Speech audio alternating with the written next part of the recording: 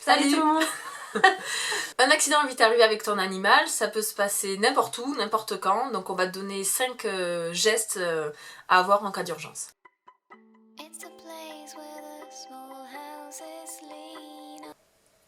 Déjà, il faut avoir une petite trousse de secours. Donc, dans ta trousse de secours, tu mets un spray désinfectant, que ce soit de la biseptine ou de la bétadine ou de l'eau oxygénée. En fait, l'astuce, c'est qu'il ne faut pas utiliser, il faut pas les mélanger. Soit tu utilises la biseptine, soit tu utilises la bétadine. Des compresses, du sérum physiologique, un rouleau de sparadrap pour pouvoir faire le pansement,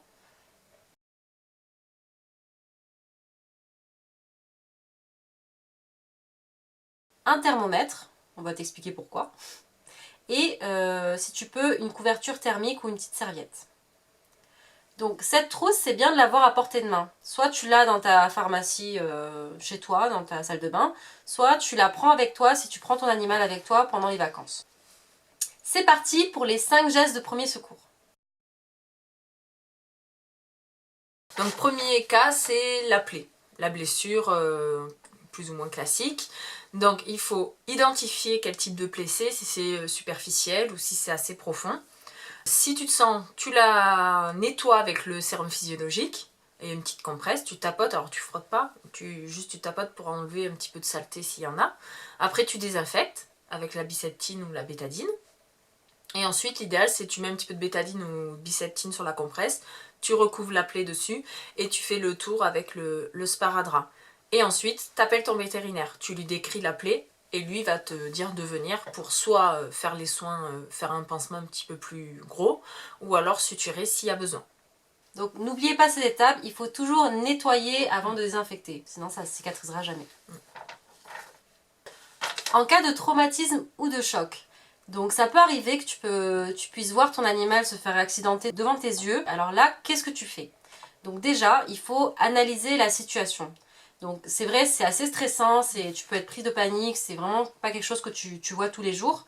Il faut être rapide, il faut analyser la situation, il faut essayer de garder son calme, son sang-froid.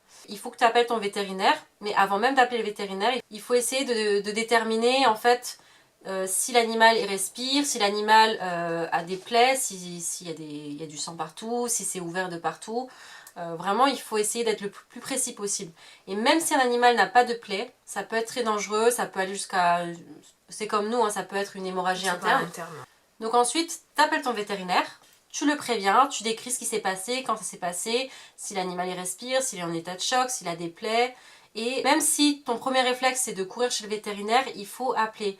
Nous, c'est un gain de temps pas possible, ne serait-ce que si tu appelles 5 minutes avant pour qu'on puisse préparer le matériel. On prépare le brancard, on allume le respirateur, on sort toutes les trousses d'urgence. Ça fait gagner du temps, mais c'est un temps précis justement dans la survie de ton animal. Ça peut se jouer à quelques minutes en fait.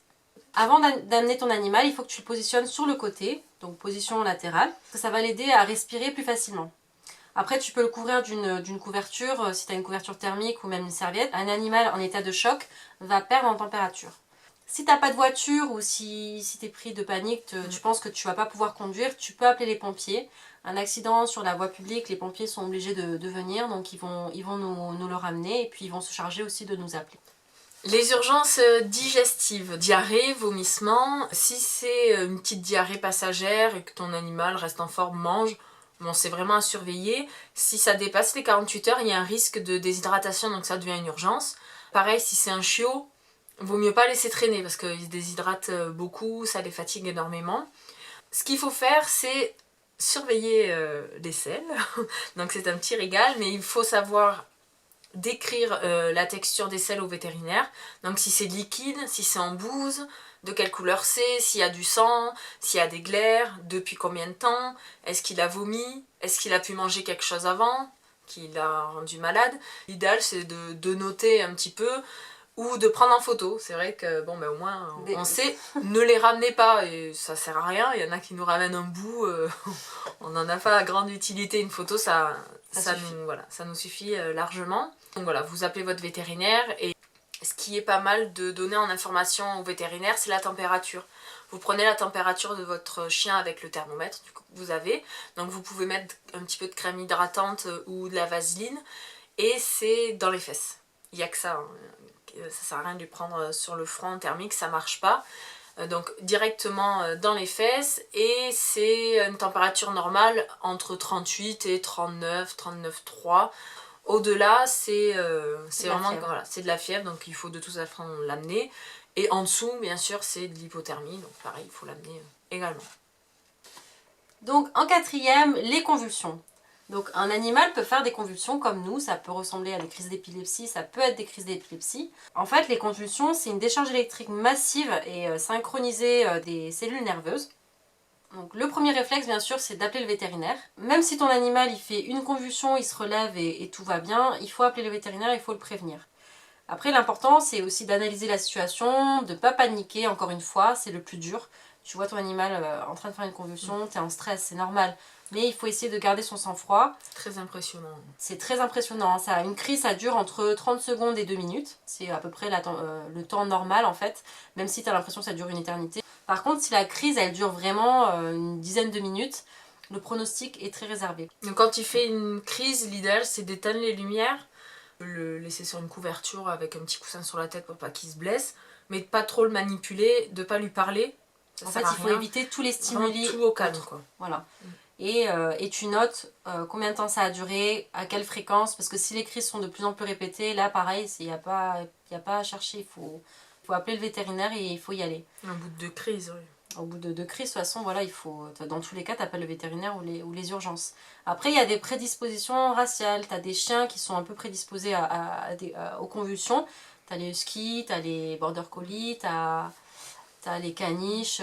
Donc les intoxications, donc que ce soit médicamenteuses ou alimentaires, donc pour l'intoxication alimentaire, on vous laisse voir notre dernière vidéo où on vous explique tout.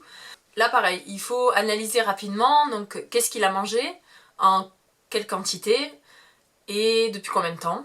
Donc là vous appelez tout de suite votre vétérinaire traitant ou les urgences. Soit eux-mêmes vont appeler le centre antipoison ou ils vont vous donner le numéro de téléphone pour que vous les appelez. L'intoxication, c'est une urgence vitale. Dans tous les cas, il faudra aller voir votre vétérinaire, sauf si le centre antipoison vous dit que c'est pas la peine, que c'est pas quelque chose de toxique. Donc la dose est infime, voilà. Mais de toute façon, appelez votre vétérinaire, c'est la vie de votre animal qui est en jeu. Ce qu'il faut faire, c'est de ne pas laisser les médicaments, vos médicaments personnels à portée de bouche. Il faut tout mettre en hauteur ou fermé. Les chiens et les chats, même si c'est plus souvent les chiens, ils mangent tout. Il suffit que ça soit là, à côté d'un gâteau. Après, tu as des intoxications par des petits insectes.